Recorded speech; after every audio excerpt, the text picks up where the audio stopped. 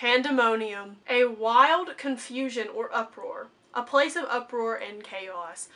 I have never in my life heard a better title for a book ever, probably. Pandemonium is a lot different than Delirium. Delirium is kind of like, you know, you're floating along and you're learning all these things, and yeah, it's deep, and yeah, it makes you think, but it's pretty slow for the most part. This is like high octane on crack something, and I mean, oh my gosh, yeah.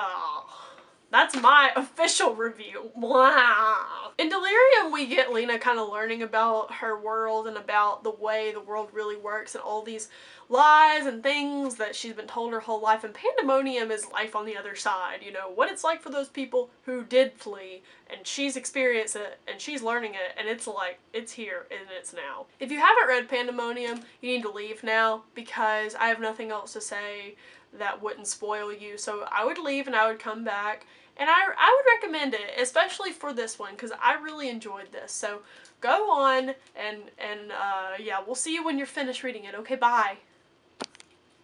Okay, so you've read it. Good. Congrats on the things. So this book is kind of broken down a little bit differently than the last one. In Delirium, we had, you know, chapter, quotes for chapters, all that stuff. This time, we have now and then. In the then section, it's where we left off in the last story. And then now is, you know, now. And it was a little confusing at first, but I eventually got used to it, and it got really, you know, crazy, and it was like, everything was exciting on both sides, and it was whatever. In Pandemonium, we see the transformation of Lena in the wilds. We see her learning about all the different ways that people live and survive when they're not a part of this crazy society. We learn that there is a group of people who, you know, they are the resistance. They are the ones who want to do away with the cure, and they're very like, they're about to start letting crap go down. This huge bombing happens and they're forced to leave. They're already planning on migrating for the weather. And I just want to say one thing about the migration.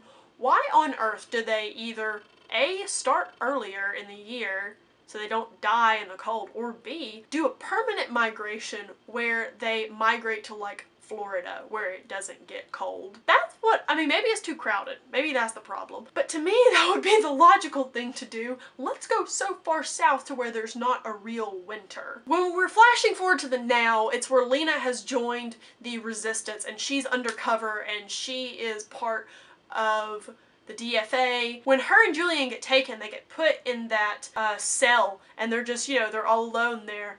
They're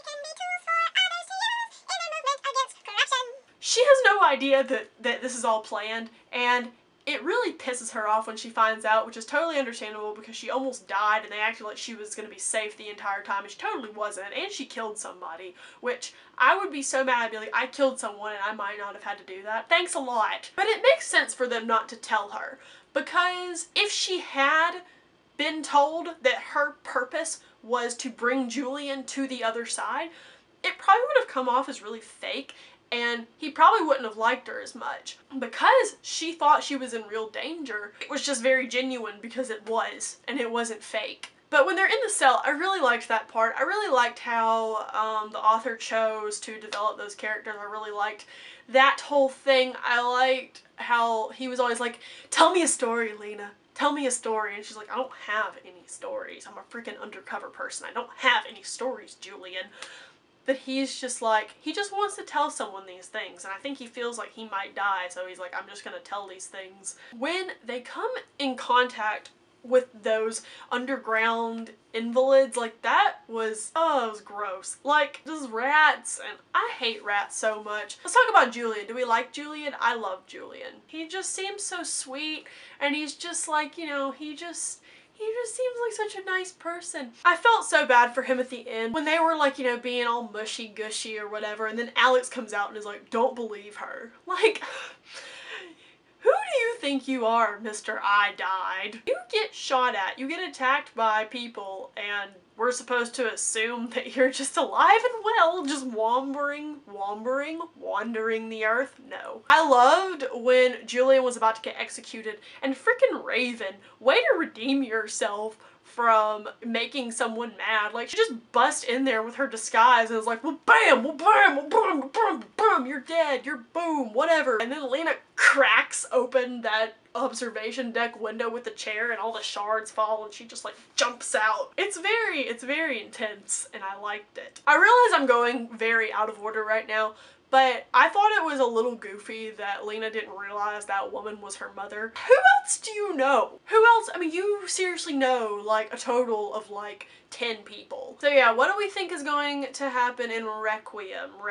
I like the series so far. I'm kind of scared to read what Requiem because I've heard that it has kind of a disappointing ending, but I'm not gonna let that, you know, cloud my mind. I'm just gonna read it. What do we think's gonna happen with Julian and Alex and Lena? We kind of got some kind of weird love triangle going on now. You know, your standard love triangle. We don't know what's gonna happen with this resistance. I'm sure we'll figure that out. So anyway, I hope that you enjoyed this. Thank you so much for watching. I will see you when I'm done reading Requiem, and until then, I don't know what I was gonna say. So yeah, okay, bye. I should get out of the frame now. Oh my God.